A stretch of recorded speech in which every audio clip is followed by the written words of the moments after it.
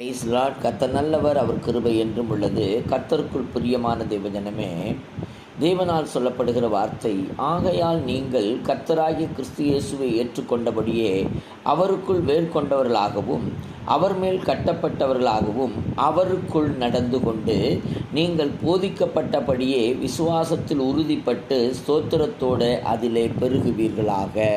ஆம் பிரியமானவர்களே, நீங்கள் இயேசு கிறிஸ்துவை ஏற்றுக்கொண்டவர்களாக, அதிலே வேர் கொண்டவர்களாக, அதிலேயே கட்டப்பட்டவர்களாக இருக்க வேண்டுமா?